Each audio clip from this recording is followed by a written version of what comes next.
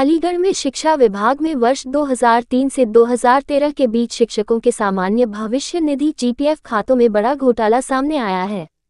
इस घोटाले में 520 शिक्षकों के नाम पर डमी खाते खोलकर 5 करोड़ रुपए से अधिक की हेराफेरी की गई। मामले की जांच के बाद अपर मुख्य सचिव बेसिक शिक्षा के निर्देश पर बीएसए डॉक्टर राकेश कुमार सिंह ने मंगलवार को 11 बीएसए समेत 61 अधिकारियों और कर्मचारियों के खिलाफ मुकदमा दर्ज कराया है। जांच में सामने आया कि 2003 से 2013 के बीच 520 शिक्षकों के नाम पर फर्जी खाते खोले गए। इन खातों में कुल 4,42,39,749 रुपये का लेन देन किया गया। दिलचस्प बात यह है कि इनमें से कई शिक्षक खुद इस मामले से अनजान थे।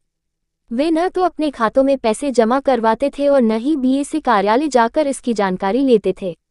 कुछ मामलों में जब शिक्षकों के खातों में पैसे आ भी जाते तो कार्यालय के कर्मचारी उनसे संपर्क कर यह कहकर पैसे वापस ले लेते थे कि यह गलती से क्रेडिट हो गया है। ये घोटाला तब उजागर हुआ जब टप्पल के शिक्षक जगदीश प्रसाद के खाते में 35 बार में कुल 34 लाख रुपए भेजे गए।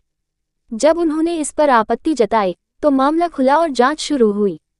जांच में सामने आया कि अधिकारियों और पटल लिपिकों ने हेराफेरी को छिपाने के लिए कई दस्तावेज गायब कर दिए थे।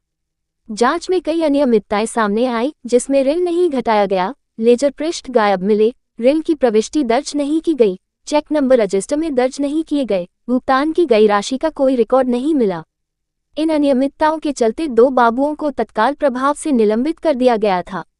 घोटाले के खुलासे के बाद जिला स्तर पर जांच हुई, जिसके बाद शासन ने भी इस मामले को गंभीरता से लिया।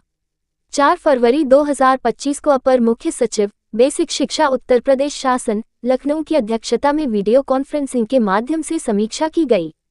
शासन के निर्देश पर थाना बन्ना देवी में मुकदमा दर्ज कराया गया है। 2003 से 2013 के बीच अलीगढ़ में तैनात रहे 11 बीएसए वित्त एवं लेखा अधिकारी, खंड शिक्षा अधिकारी, जीपीएफ पटल सहायक कर्मचारी, परिषदीय शिक्षक, शिक्षणेतर कर्मचारी, जीपीएफ भुगतान चेक देने वाले पटल सहायक और लाभार्थी शिक्षक समेत कुल 61 लोगों के खिलाफ मामला दर्ज किया गया है। Uttar Pradesh junior high school शिक्षक संघ के राष्ट्रीय उपाध्यक्ष डॉक्टर प्रशांत शर्मा ने इस मामले पर प्रतिक्रिया देते हुए कहा कि प्रशासन केवल मुकदमा दर्ज कराकर अपना दामन बचाने का प्रयास कर रहा है।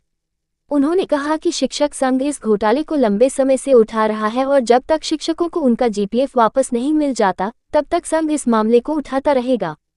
इस दौरान Dinesh Singh, Pushpa Singh, Mohammad Altaf Ansari, Manoj Kumar, doctor Mukesh Kumar, MP Verma, Mahendra Pratap Singh, SP Yadav, Sanjay Shukla, Dhirendra Kumar Yadav और डॉक्टर लक्ष्मीकांत पांडे बीएसए के रूप में तैनात थे। इसके अलावा 2003 से 2013 तक 30 खंड शिक्षा अधिकारी अलीगढ़ में कार्यरत रहे। अब इस पूरे घोटाले की गहन जांच जारी है। जो कराई है किसकी तरफ से कराई गई है और किनके खिलाफ? ये एफआईआर मेरे द्वारा कराई गई है। मैं राकेश सिंह, जिला बेसिक शिक्षा अधिकारी अलीगढ़ हूँ। वित्तीय वर्ष 2003 से 2013 के बीच में जीपीएफ जो शिक्षकों को दिए जाते हैं उसमें 2 स्तरों पे जांच हुई थी। दोनों स्तरों में घोटाले की पुष्टि हुई। जो वास्तविक लाभार्थी था उसको धनराशि ना मिल करके उसकी धनराशि दूसरे को दे दी गई थी। लेजर के पन्ने गायब थी। दोनों जांचों में बहुत सारी अनियमितता पाई गई थी। तो 2003 से 13 के बीच में जितने भी अधिकारी थे, जितने भी कर्मचारी थे, खंड शिक्षा अधिकारी थे, जिनके कार्यकाल में ये गबन हुआ है, उनके विरुद्ध कल एफआईआर कराई गई है। कितने लोग ने? पहली जांच में लगभग 4,67,00,000 की धनराशि आई थी, लेकिन जब उसकी ऑडिट जांच कराई गई तो ये लगभग 2 करोड़ के आसपास की धनराशि आई है। अन्य धनराशियों का समायोजन कराया गया था, उनसे रिकवरी की गई थी। तो मूलतः जो धनराशि इस समय बच रही है वो 2 करोड़ रुपए की। किस लेवल के अधिकारी इसमें सम्मिलित हैं?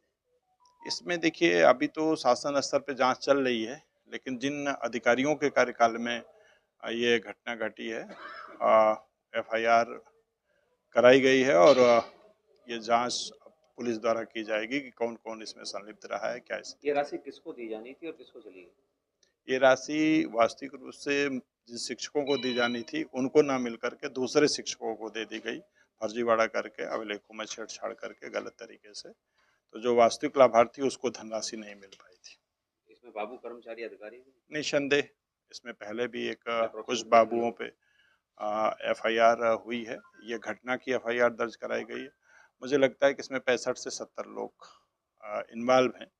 अब ये जांच का विषय है कि जांच में क्या स्थिति आती है। सर बीएसए कितने होंगे इसमें लोग?